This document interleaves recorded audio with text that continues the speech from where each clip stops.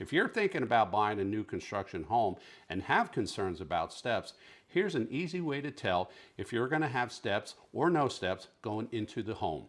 Hi, I'm Dale.frazell and welcome to my channel. As we all know, steps are a necessity, but too many of them can be a real pain. Here's 5 things to notice regarding steps on the exterior of new construction. Number 1, the land.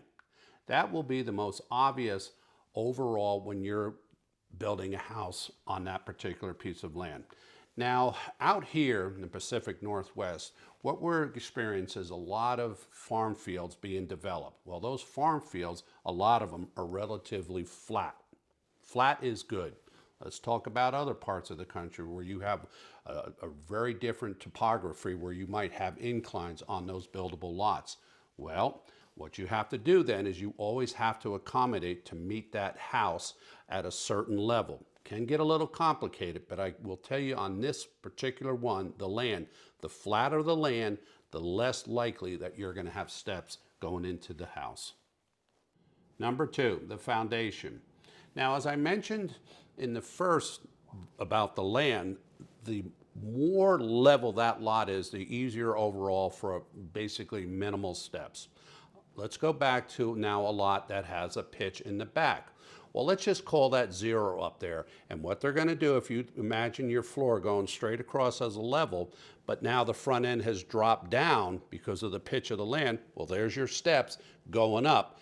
Your back will have no steps, but your front, in order to get to that level, your first floor, you will have steps. Can be a little complicated. What I'm trying to say here, the flatter that lot is, the easier it is to eliminate steps. Number 3, floor joists. It all depends on that particular builder. It can vary. There's no set standard. Now, you're going to have your foundation, and typically what they do, and I'm not going to get into all the framing parts of it, but let's just call it now your floor joist sitting up here. That's floor joist up. So you have your foundation, you put your floor joist on it, and then you put your subfloor on it. So every time you keep stacking on top of that foundation, you keep adding height. Now, when I was a builder, what I used to do was called floor joist down. We'd actually recess them down into the foundation. Not in the foundation, they would hang inside. They put little pony walls underneath it. The reason I say that too, those pony walls, that's extra for framers now. They're going to charge you more, and the builder knows that. The cheapest way to do it, floor joist up, floor joist down. It's going to be more costly, but floor joist down will eliminate steps if everything is equal to the flat lot and what have you, as I explained earlier. I like to pause for a moment to let you know I no longer build homes. I don't work for builders directly. I do sell their new homes. I work for buyers. I work for buyers through the entire construction process from start to finish. Let's continue. Number 4, 0 entry.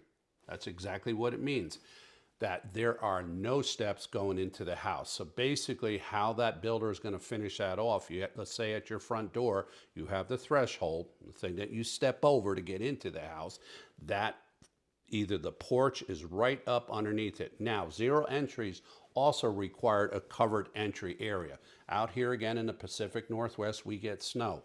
You don't want snow accumulating on your threshold at your front door. So basically you'd have some kind of coverage over that.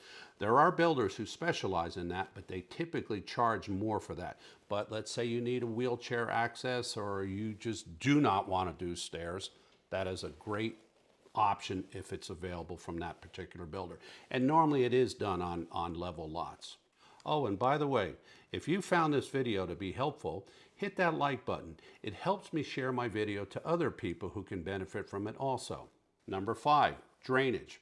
Drainage is very important in the construction of new homes today. So not only when you have to construct a home, you also have to grade the home to where you're exhausting that runoff, that storm water, rainwater, whatever you want to call it, to the curb. So the house has to have the right pitch. Why do I say that? Well, That's a very important factor, and the building inspector will check that.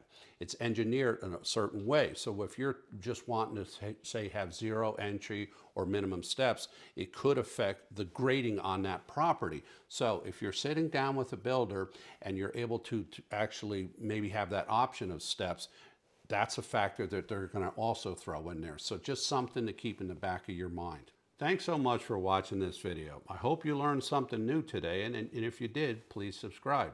I appreciate you watching, and I will see you in the next one.